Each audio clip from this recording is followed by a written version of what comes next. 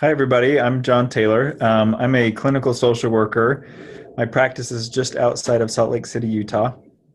And I work almost exclusively with folks who are recovering from sexual addiction, their partners, and with couples in sex addiction recovery. So that's where the content of this webinar comes from, is the things that I observe in working with couples who are healing from addiction and infidelity, as well as what the research has to say on this. This is something that in the field, I think we've been lagging behind what the reality is for a while. Time used to be where we didn't get couples together to work on things until we had two very stable people, and a lot of relationships, I think, have suffered because of that. So my whole goal here is to show some really practical ways that you can improve the state of any relationship that you've got, and also to help you understand some of the inner workings of your relationships and why they work the way that they do. So today we're going to talk about another one of the detours to connection. And this idea comes from research by John and Julie Gottman. They have a clinic in Washington. They're really the first people to put couples in, they actually call it their love lab, and they observe physiologically the words that they speak, the body language, and that person's report for the feeling of connection with them. So all of these concepts come out of their research. And today we're talking about trust as a detour in a relationship. This is a laden topic, and you could probably spend the rest of your afternoon just scratching the surface on what makes trust and what doesn't. And I'll list some places at the end of this where you might want to go for more information, but we're going to stay pretty focused on what the Gottman's research found about trust and how to apply that in your recovery. So there's four main components that come out of their research for trust in a romantic committed relationship like a marriage or a partnership. So feeling emotionally supported is part of the equation. Fidelity, so not betraying each other or being betrayed. Honesty, and addressing unresolved wounds. Trust is a really interesting thing. It's a really interesting thing to me because while we can now more and more in the research, while we can pinpoint the things that build trust, at the end of the day, it's a gut feeling for us. And I think the things that we pinpoint are some circumstances, rituals, interactions that get us to a gut feeling that's either I can trust this and settle into this, or I need to hold back because there's not trust here. So we'll take those four components I talked about and talk about some of the ways that those show up in relationships and some of the ways that we can work on those in relationships, knowing again that this is kind of you bring all these things together and there's like this chemical reaction that elicits trust. It's not that if all of these things are in place, we're definitely going to have trust. So the first one is emotional support, and I think the most practical ways that shows up is when we as the hurting party or the betrayed party have an opportunity to talk about what happened, how we felt, and the impact on us, and to be heard in that. That's how emotional support comes up in a relationship. When I'm dealing with something difficult, something devastating, something demoralizing, I can hear you, or I can feel you respond to me. I can feel you care for me. I can feel you give me place to process that. And it's not just me processing by talking, it's us processing that rupture, or us processing that emotional speed bump, because we talk about the ins and outs of what happened and how that impact happened. For a lot of couples, the first time they do this in recovery comes before they even call a therapist or before they even get in for individual help. It's that first initial discovery or that initial disclosure. And unfortunately for a lot of couples, both parties in that place are really freaked out about the new information, about the state of the relationship. So a lot of times those first forays into, can you hear me? Can you hold my pain? They don't go very well. This is why I think in recovery, it's really helpful to work individually with people who can help you get stabilized, get calm, get the ground underneath your feet. And this is also why I believe in the work I do with couples in a formal disclosure process. That's setting up this ritual space for a couple to get into that, hearing each other non-defensively and really processing the emotional wound. So the second part here, I'll go back to one more thing in the emotional support. So the repair happens when we're able to state our subjective realities and our empathetic responses without any blame, sarcasm, or criticism. That's a really, really difficult thing to do, especially when the hurt is acute, especially when the hurt is fresh. So that's something that I see people work on in like support group therapy, 12 steps, things like that. Can I state my reality in terms where it's just about my feelings and my responsibility for those feelings, not about what you did or didn't do to make sure that those feelings happened in me. So I was really hurt when I found out that it turned my world upside down when I realized that that's the kind of communication that I think allows our partner to listen empathetically, and the kind of communication that allows us to really put the issue out there and let the relationship kind of mold and shape that and either help or not help that. The second part around fidelity, I think this really speaks for itself. When you're in a committed relationship with somebody, that relationship needs to stay committed. It can't be in a place where it could run the risk of being replaced by another relationship out of the blue. I think this is something that it comes up in. I see this with my clients, not only in their marriages but also like their work. I've worked with a lot of clients who know that their company wants to make a change regarding their position, but they're not talking to that person about it. They're kind of working behind the scenes. And there is no trust there when that's happening. When I know that you're working on an exit behind the scenes, or I know you're working on a contingency behind the scenes, that to me is the definition of infidelity. Rather than coming to me first and saying, hey, this isn't working, or we need to make a change here, whether that's in a marriage or at a job. Fidelity is that because you're the person involved, I come to you first when there's a problem. I come to you first when we need to seek a solution, and I don't take that offline or behind the scenes in a secret way. The second one, honesty. So specifics can be given in order to help build trust, to help rebuild trust. So this honesty goes back to not only the truth that I'm disclosing. So when I need to tell you about a relapse, or I need to tell you about my feelings, I have to be honest in that and not shape that in a way that's what I think you want to hear, or a way that I think will be easier for you, but the honest truth for me. And also the response to that has to be honest. Because for the person who's maybe done the betraying, or who has misstepped in the relationship, when they know honestly what the feeling is and they know what the impact is, they have a much better chance of doing accurate repair.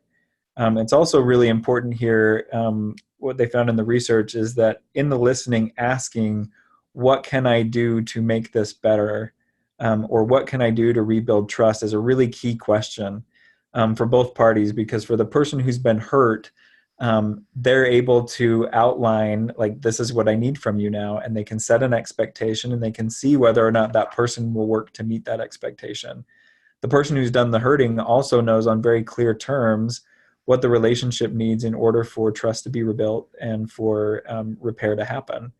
And so they're not in this perpetual state of just guessing and hoping they're getting it right, but they have some really specific, I need you to this, I need you to that. I see this a lot with couples that I work with, where they may say things like, I need to know that you've closed down all secret accounts. In some cases where there's been an affair with a coworker, I need you to, if you're in a position, I need you to let this person go, or I need you to get a new job, or those really specific requests, although they may be hard to fulfill, stating those is what gets us to an honest place in the relationship, where we can either say, yes, I can and will do that for you, or no, I'm not willing to do that for you, or no, that's not a possibility. So it really lets us gauge what the actual circumstances of the relationship are, not what we think it should be or what we wish it would be. And that reality, honesty part is really, really important in rebuilding trust. The last one is the unresolved wounds. I think I've talked about this before. I think it can be anything from like a little slight that happens day to day, or a big event like a betrayal or hiding addiction or something like that. These become rocks in the shoe of the relationship. And me being a very avid hiker, outdoorsman, I've learned to really take care of my feet because they're what gets me where I'm going. So if anything is off with them at all, I'm immediately attending to that and making sure that the environment around what moves me forward is an environment that lets me do that in a way that doesn't continue to inflict injury. So for me, this is where a lot of people start in really like getting back to connection when trust has been ruptured, is we have to talk about what happened. This whole like that's in the past, let's not worry about it, let's move on. I really wish, honestly, I wish the universe worked that way, but it doesn't. When there's a hurt, it really needs to be processed. It really needs to be talked about. Both parties need to make sure that there's a clear understanding of what happened and what we can do to prevent that in the future, if it's a deal breaker in the relationship. So like I said, at the end of this, I'd give some resources on being able to rebuild trust. Brene Brown, or not rebuild trust, but understand more what trust is. Brene Brown also did some research around the components of trust, and you can find she did it through Super Soul Sunday. I think it's on YouTube. She calls it what is it called? Anatomy of Trust. So if you search for Brene Brown, the Anatomy of Trust, you can find this video, and she gives like 7 or 8 key components of trust. There it is, Super Soul Sunday. So she's got a more clinical approach to it and really practical stuff. There's also been there's been a lot of kind of philosophy and theory on trust too that I think can be really useful to look at, because at the end of the day, again, I think it comes down to that gut feeling. And it's a very, I think the more you learn about how trust is built and how it's not built, the more accurate you can be in trying to rebuild that trust or not. So that is it for my section here. Well, like you said, there's, you could spend probably not just the rest of the afternoon, but all week talking about trust and, navigating it. It's very, it's very complicated and very simple. You lay out four different things, and I'm like, well, that seems so easy. But then when you're starting to talk about that, I was like, wow, it is really challenging. The emotionally supportive, being non-defensive, and that's so complicated, especially initially, to be non-defensive. And just here, I appreciated what you said about my subjective reality too. It's like, my reality is this, even if it's not accurate, that's my perception of the situation or what you did or whatever in the moment. And so, if I can lay that out there and then we can look at it, then maybe I'll go, oh, okay, what I missed, I completely misunderstood that, or, what I heard you say, and whatever. But if I'm not able to safely put out whatever it is that I perceive, we've got no place to go from there. And then the fidelity, I thought that was interesting when you're talking about even work, because like it's always, well, nothing is always and forever and never and all that.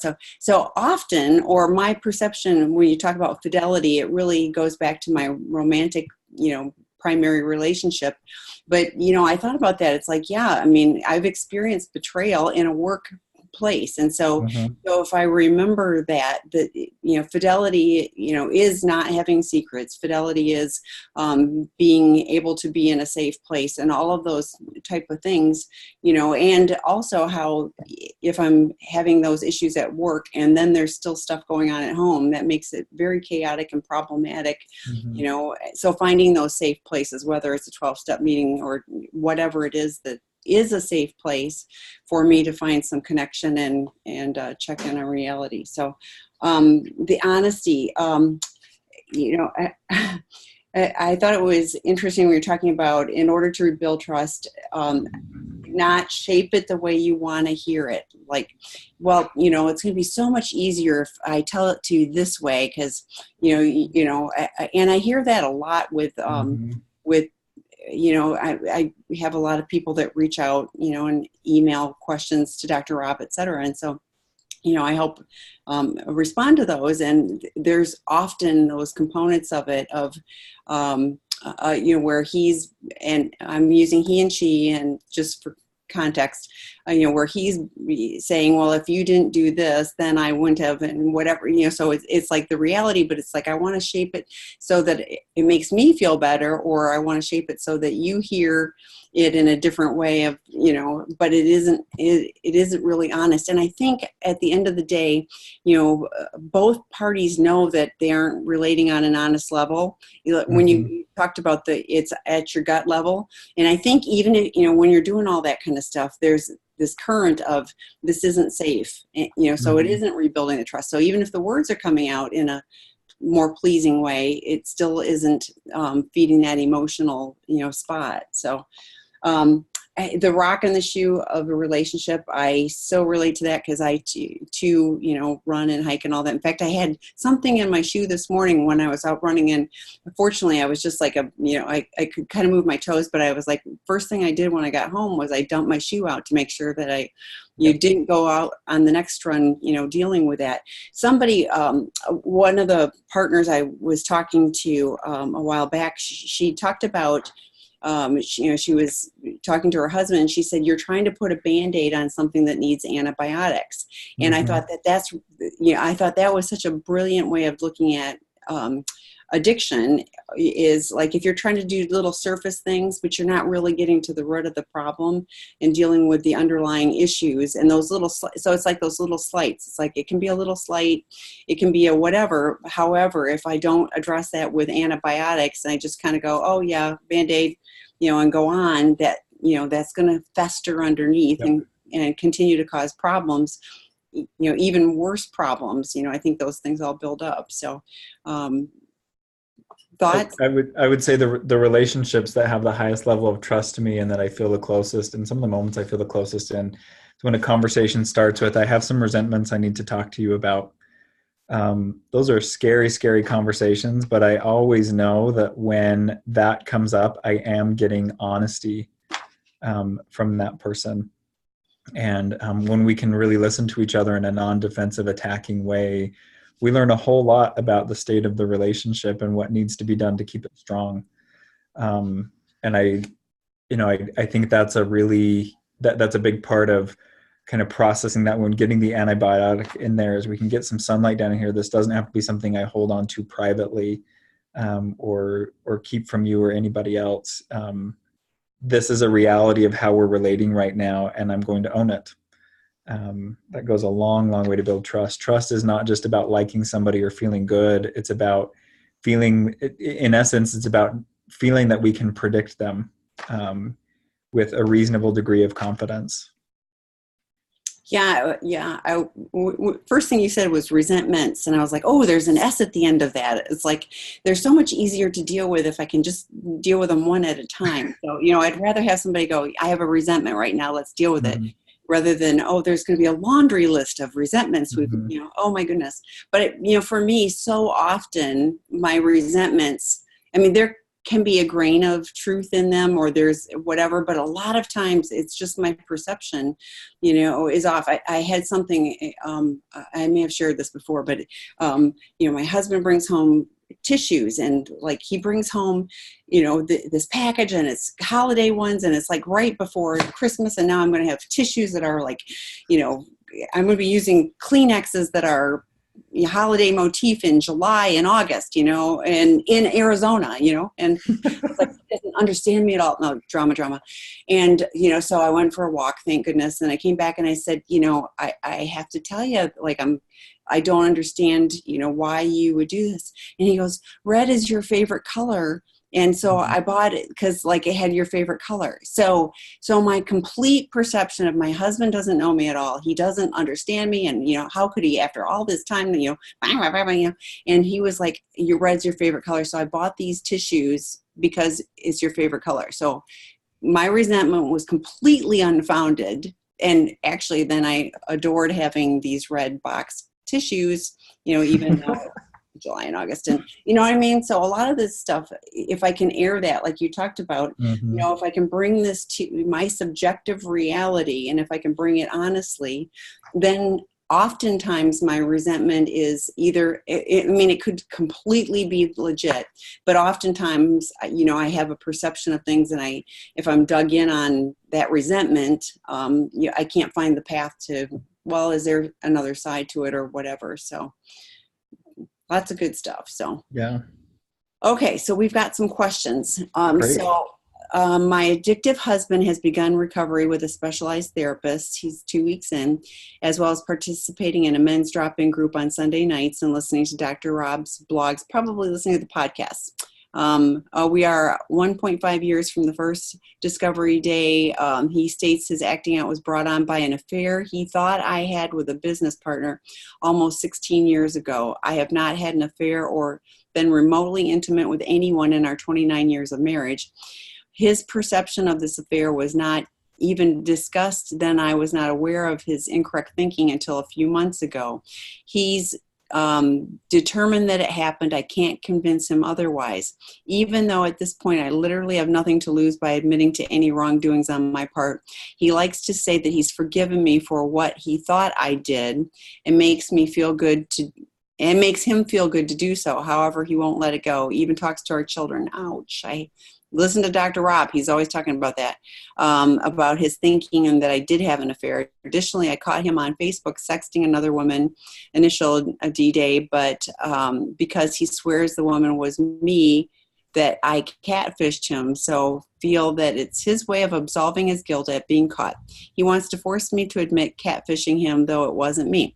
Where does this actually put his actual recovery? I'm at a loss as to how to respond to him or help, and I can't feel that my attempt at trust has been, and I can't help but feel that my attempt at trust has been set back 10 steps. Oh boy. There is a lot there. Yeah. And let me figure out where I want to start on this. I think I'll start with the question, where does this put him in recovery? Yeah. I'll often, when I work with couples, very rarely do I get both parties in my office and both of them are ready to be responsible and transparent at the same time. So early on, I end up having a talk that goes something like this. If either of you are more committed right now to preserving yourself from shame and reality rather than preserving your relationship from further injury, this is going to get a lot worse. And to me, as I listen to this, regardless of what he thought you were doing or what evidence he thought he had, at the end of the day, his actions are his responsibility. And to me, this sounds like a lot of justification. This sounds like, giving up that responsibility that at the end of the day, he and he alone has for his actions. Just the other night, so my kids started school last week, and on Saturday night, I told them they could invite 3 or 4 friends over each, and we'd have a late night. We'd watch a movie outdoors and all of that. My wife was out of town over the weekend, so it was me and my kids and their friends. And needless to say, I was a little frazzled. That's a lot of like 6 to 9-year-olds running around and needing lots of things. In addition to that, my boys in the last month have just they've really been focused on making each other's lives miserable, is what it seems like to me. And I've had enough of it. So they had a little dust up at the beginning of the night, and I said, if I get a whiff of any more of this, I will send you to your rooms, and your friends will be here without you, and you won't be able to participate in your own party. So they, pulled it together, and we watched the movie. We had pizza, we had treats. So at the end of the movie, the kids are waiting for their parents to come, and they're just kind of hanging out, messing around. And I hear from across the yard, I hear my 2 boys start to get into it like they normally do. I look over and my youngest jumps up off the ground. And so I put together in my head, my 9-year-old just hit his brother, which he's prone to do when they do this kind of stuff. And so I, without investigating at all, I said, you can go to your room. You're done for the night. And we're going to talk about you being grounded for the next week. Totally overreaction on my part. So he, of course, looks very hurt and very angry, but he goes to his room. And we finish cleaning up, and I go to find him in his room, and he's not there. And I go back outside, and he's outside on our patio. And I said, do you want to talk? And he said, I didn't do anything. And I said, you hit your brother. And he's like, no, I didn't. And I go to his little brother and he's like, yeah, I don't know why you sent him to his room. And I said, he hit you. And he's like, no, he didn't. And so I had to come back at that point and eat crow. And I said, I got that wrong. I'm really sorry I embarrassed you in front of your friends. I'm sorry I overreacted. That's all on me. And what I really, really wanted to say is, but you can understand how I would jump to that, right? But that was not the time and place for that. I had taken action that was incorrect. And that's what responsibility for our actions look like, even if we're in a place where we're saying, at the time it felt right, or at the time I was angry, or at the time this is what I understood. At the end of the day, what goes on in our brain and what we act out, they can be separate. And that's our responsibility as functional adults. So when I read this, it sounds to me like that's probably the difficulty your husband is having right now, is he's having a hard time taking responsibility for his actions, and he is maybe needing to come back to, but I'm convinced that you did this. Maybe in his mind, maybe it's a reality that's easier to swallow, that you cheated on him and he had an affair in retaliation, rather than looking at the reality of, I stepped outside of my relationship when I should not have, and it did a lot of damage. I think in situations like this, it's really, really important not to try to do his work for him. Stand by what you know is true, stand by what the reality is. And if you want to assist, I would lovingly give some invitations to go back and process with his qualified help, his therapist, his group, what was going through his mind that justified jumping from here to there. Because at the end of the day, that's really the story, and that's really the reality here, is to begin with, his behavior betrayed the relationship. Even if it was the case that yours had first, that in no way justifies a response in kind. And so I think that's the big question he's got to answer now. And that's not something that you can really, in my opinion, that's not really something that you process with him or help him out with. That's a determination he's got to come to himself, that he's more committed to the truth and helping the relationship than he is preserving himself from shame. And for many of the people I work with early in recovery, that's actually a hard decision to make. I'm going to get committed to this relationship rather than saving myself from shame. And I hope he can do that. I can definitely sense the sadness in this for you. This feels like a pretty impossible situation. Yeah, and I was thinking too that, where does this put his actual recovery? First of all, you've mentioned initial D-Day, so that means there's multiple D-Days. The first one was a year and a half ago. He's only started seeing a therapist, a qualified person, in the last 2 weeks. So I'd be challenged to use the word recovery at this point. I think he's in the initial phases of trying to find, some abstinence, whatever that looks like for him. So, and trust, I really, really hope you go back and look at some of Dr. Rob's recorded ones, but join him, because he'll talk about, like, you have, for the first year and a half, it's like you get to be angry and you get to feel your feelings and all that. You've got nothing to trust him about unless he makes some solid, he takes response, does all these things that we just talked about, Yeah. So it's a process. I don't know.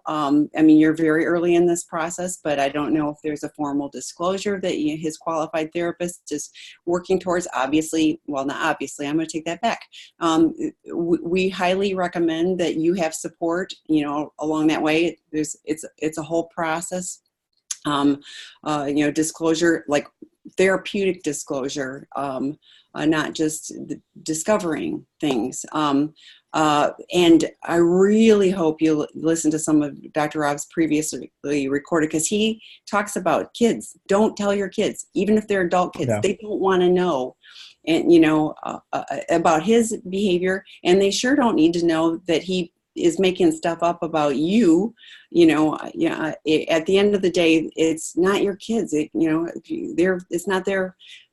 It's okay to say, we're experiencing some difficulties. We're working on this. We love you. but it's, that's just not stuff they need to know about their Yeah. parents. So it, like John just said, I can tell how difficult this is too for you. I invite you, just know that there's lots of resources, please keep plugging into them. But I think, our company is called Seeking Integrity. I think it's really important to know your integrity. And if you didn't do this stuff, then, asking for forgiveness for just to make him feel better feels completely out of integrity. So, Yeah. His therapist said they are working on a formal disclosure. Oh, good. I do listen to Dr. Rob a couple times a week, and that's awesome. But like I said, please make sure that you've got support, because, this is a process where you're supported. He is doing his timeline and everything else, but you need that. Go ahead. And I want to say a little more why the support is helpful.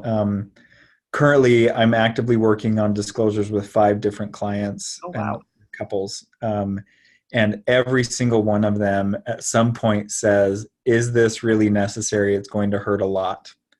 And I say, you're right, it is going to hurt a lot. To me, it's the equivalent of breaking a bone and it not setting properly, and it healing not set properly. A lot of couples do these in-depth conversations after D-Day. In fact, I would probably say 100% of couples do this. What the formal disclosure does, it's like going into an orthopedic surgeon and having that bone surgically re-broken so that it can be set up and have a chance to heal properly and strongly. So, for you, initially it doesn't feel like a vindication. Initially, it's re-traumatizing. And so working with a qualified therapist on your end prepares you to enter that emotional space for the purpose of getting honesty, getting clarity, getting the truth, so that healing can happen from there. Disclosure is one of those things. I'm trying to remember the exact numbers, but a large number of people right after disclosure said, we wish we hadn't. A larger number of people, it's something like 4 weeks later, it's not that long later, almost double the number of the first group that says we wish we hadn't. They say almost 100% say we're glad we did. And the success of that, I think, comes down to the preparation of the 2 people involved. When you know what's coming and why you're doing it, and you get the support you need from it, you can get back into your gut feeling of what is truth, what do I need, which is the real purpose of a formalized disclosure. She adds, I have no doubt that his disclosure will be gut-wrenching, but I need it. I've had 4 D-Days, and only on account of my digging. Nothing came from him voluntarily, even after asking him if finding out something else. And I think that that's true, but I think part of what you're dealing with is his perception that it's your fault, and it's not just him. I think it's broader. I think addicts don't have clarity, and John, I bet you'll attest to this too. It's like they don't have clarity, and they don't have, it's like so compartmentalized, on lots of those behaviors. It's kind of like, oh, I didn't even remember that. So I think working with a qualified therapist, like you're talking about, you're working with a number of couples so that you can help them create the information that is relevant, that's needed, but in a way that's given so that it isn't more injurious to the partner. Exactly. So if a partner states they need to feel safe and rebuild trust from an addict, and the addict isn't willing to take the steps, like look at porn or erotic images, saying that they feel like they're being treated like a child, or all guys look at erotic images and porn, is there anything else a partner can do if they want to rebuild trust? There's 2 parts to the equation, and I'm glad you're looking at your part. Like I've stated, this is what I need. So in the trust rebuilding process, there's 2 types of disclosure that happens. And this idea comes from Dan Drake and Janice Cottle. There's the verbal disclosure, or the facts, the stated facts about what happened. And then there's the behavioral disclosure, which is how I feel going forward. So I've attempted to work on disclosures with, in this case, addicts who are willing to give the facts.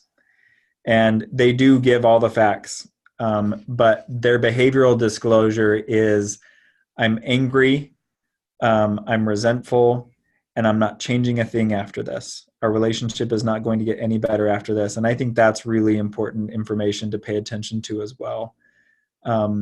For as many times as disclosure is helpful to couples, sometimes what disclosure brings to us is that really upsetting reality, that devastating reality that maybe it's broken and it's not something that can be repaired. And so, I think when you've gone to the lengths of, this is what I need from you, you've been emotionally honest in that, you've stated it again and again, you've been clear in your boundaries, you've been generous in your assumptions, and nothing's changing. That's part of the behavioral disclosure. Unfortunately, it sounds like the behavioral disclosure is not bringing a lot of reasons for hope. It may look like this is just what he's planning on doing, and that may be the case. Again, disclosure and boundaries are an exercise in getting at the truth. Sometimes the truth is, based on what's happening here, I don't want to continue building a relationship on this foundation. And that's painful. I don't know that there's much more that a partner can do in that situation that they haven't already done. And that's heartbreaking. Yeah. And really sad that the person chooses to dig in and not make those changes. I know change is difficult, but it is difficult. Okay. So there's a question over in the chat. My addiction was recently discovered by my girlfriend. She spent years in therapy for reasons outside of our relationship and has handled all of this remarkably well. As such, she's incredibly supportive. I fully own my faults and am actively seeking help to get to the bottom of my addiction and why I do things I've done throughout my life.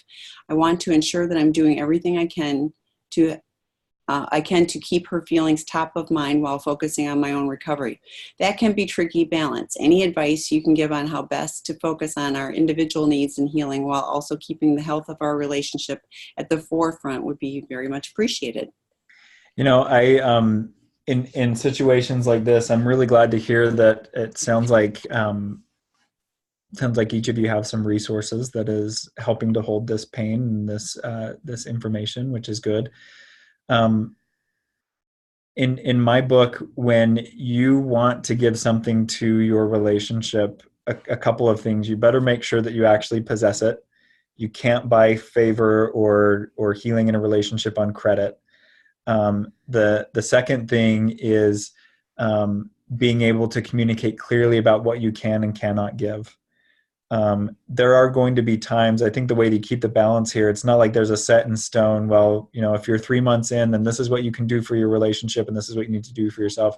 It's much more being able to feel through what you can do. I would say for you, it would be a tragedy if you completely oriented to your relationship right out of the chute and didn't have the opportunity to take a look at yourself and say, how did this happen?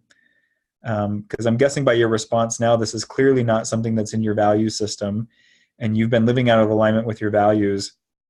And that's the big question to answer. How did I get to this point? And that takes a lot of energy. That takes a lot of focus. And in the long run, this relationship and any other relationship you're in is going to be benefited by you being able to do that work. So you want to make sure that you can attend to you first. And then when you have something to give to the relationship, make sure that it's something you have to give. So let's say that, and I think this happens even in these situations where there's, good resources and people are relatively stable. There's going to be times, there's going to be days, weeks, maybe months where it's kind of that like, hey, this really hit me out of left field and I'm really upset and I'm really hurting now. If you can give an empathetic ear to hear some of the pain, offer that. When that empathetic ear is tired and you can't take it on anymore without getting defensive or angry, let her know. Say, hey, I really appreciate the trust you're giving me here. I really appreciate you sharing with me.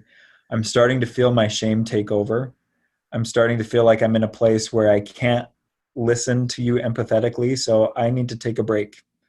I need to take a break so that when I come back and the next time I listen, that you can make sure you get this empathetic, soft me and not the me that's trying to protect myself from feeling shame.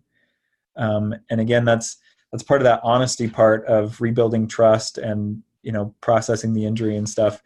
But it doesn't do a lot of good to try to run that race when you're in so much pain you can't even focus on what's in front of you. So I would really listen to that. When I feel full, go and process that and get unburdened, and so you can come back to the relationship with capacity. But you have to be very forthright about what's happening there. You can't just fade away. You can't just pull back. You can't get spiny to shut her out. Like, you have to tell her what's going on. And I think that's how I see folks early in recovery maintain that balance between what my relationship needs and what I need. Is they're really good at tuning into when they're exhausted, when they're overextended, and when they have something to give. So it's kind of this like boundary generosity that you would approach the relationship with. Yeah, I think I am really happy to see that they both have, support, and that they're doing things for each of them separately too. I think that's, incredibly helpful. But like you said, you can't give something away that you don't have. So, and I think addiction is like, it's all about me. It's all about me. It's all about me. So having the mind space that you're going, I want it to be about her feelings. I want it to be about us, and all of that is great. But yeah, but digging in and figuring out all of that. But I am hopeful that she has support too. We've got the drop-in groups that are on the site. There's lots of places, for her to get support, along the way too. So, but and I know I bring this one up all the time, but Dr. Stan Tatkin did a podcast on We Do, and it talks about the relationship and, kind of navigating that space. So that may be of use to you too. You can find all of those on the sexandrelationshiphealing.com website too. So speaking of personal values, what if the addict is in such denial that they see porn and erotic images as well as objectifying women as part of who they are? I've always done this. It's part of who I am. I wasn't meant to live a PG life. My orientation to the world tends to be everybody is basically good. Everybody basically wants what's best for themselves and other people. And I still hold on to that as my premise for dealing with everybody, although I do think that it is unfair for me to assume that that's true for everybody and that people find that true for themselves. And, this is one of those situations where I do think that if someone who lives in active addiction, it's a very pitiful person. It's a very pitiful circumstance, legitimately. And one of my tendencies early on in recovery was to feel like my job was to rally and cheerlead every addict who was down on themselves, because there was something inherently more of worth than they were willing to see at the time.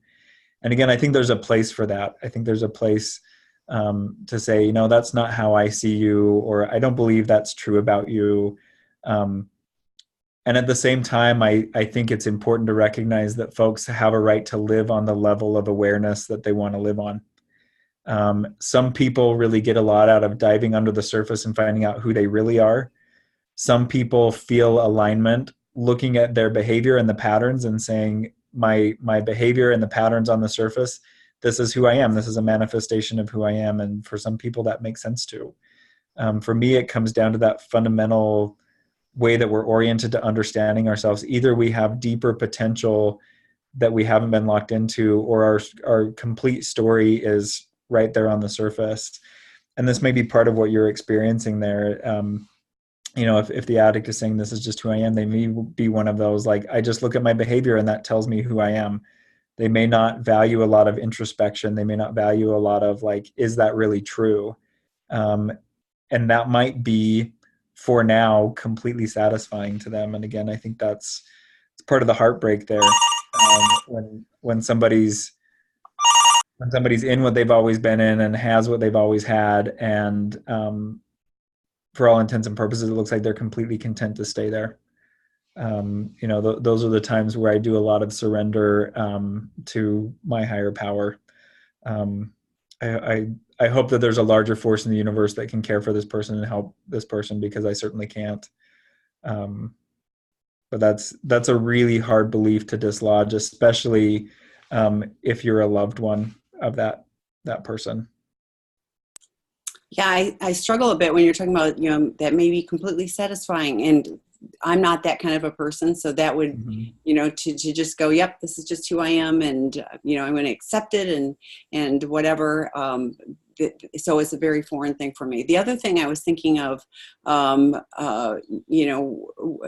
actually, I answered an email earlier today, and it was somebody who's supposedly in recovery, but very much critical of body parts of their partner, and so it felt very much like the objectifying. And I'm just going to, all you are is the sum of your parts, or certain parts, or whatever, and not seeing, the whole person, and even, on porn, it's like those people are still somebody's, daughters, sons, mothers, whatever, Mm-hmm. so to just look at, just body parts feels so disconnected to me, I guess, on Mm-hmm. some level. So, I do, I feel sad for a person who chooses that over connection with a live, whole human being, for their flaws and cellulite and everything, so, but any other questions or comments? So for the person who was talking about, recent discovery too, John has done a great job with, one of the things I think John does a great job with, and it's just one, is laying out in very practical terms. So like today, it was like 4 things, that need to be in place to have trust. And there's a number of them. So I would invite you on the sexandrelationshiphealing.com site. You can find previously recorded webinars, and you can go back and you can listen to those. And as John has shared, they're kind of a higher level thing, but I think it's something to aspire to. And even if you go, Mm-hmm. well, we can't do all of those right now, but we could do these and, have progress. I think that those are really useful tools. And so, and kind of a pathway to progress for the future as well. So I think there's a lot of great content by all of our webinar guests, but like I said, John seems to be particularly good at, putting things down in, here are some bite-sized pieces that you can take on. And I think that can be really helpful. So I'd invite you to, take a look at some of those as well. So. Thanks, Tammy. And I would say relationships are always a long-term project and a complicated thing to build. So yeah, there's definitely some aspects that are down the road, but I also think it helps to know where you're headed, and it Yes. helps to know what's possible, because what you do now is going to have echoes for weeks and months and years. And for me, that's where I think really good relationship attunement and repair comes in, is my recognition that what I do today has ripple effects. And so I'm going to make sure that those ripples are something that that have the potential to build and strengthen my relationship, versus I'll make all sorts of waves today and just hope that the relationship is going to be there down the road. Well, we've talked about, like you talked about with your sons. So, relationships aren't just with, our primary person. They really are on lots of different levels. So even if I go, well, I can't really practice that because our relationship is so fractured right now, I can't do it with this person, but I could practice that and build some skills over here with this person. And, that still that hones my skills so that when I'm able to bring it into the primary relationship, maybe I'm in a better place for it. So, a comment, I've learned to trust myself, though I think I can do more. It's always baby steps, trying to be honest with myself, patient, kind, loving, and forgiving. Amen to that. Yeah. Great. I love those as guideposts. Yeah. Any other comments or questions? So we won't be on next week because next week is Labor Day in the U.S. So we won't be on at noon next week, but John will be back in 2 weeks. So I will update the calendar so that it won't show for next week, but do join us. And I don't know what the rest of the schedule will be, but I'll make sure that I have it as accurate as possible for the upcoming week. So, and a new webinar Wednesday at 9:30 Pacific time this week with Troy Love. So he has a drop-in group on Fridays. He had his first one last week. I heard it went really well. It's for men. I didn't go, but he's going to be talking about attachment on the webinar on Wednesday morning at 9:30 this week. So I hope you'll join us for that. So, yeah. Okay, so I'll see you in 2 weeks. Enjoy your Labor Day holiday. Thank you. You too. Thanks, everybody. Bye-bye.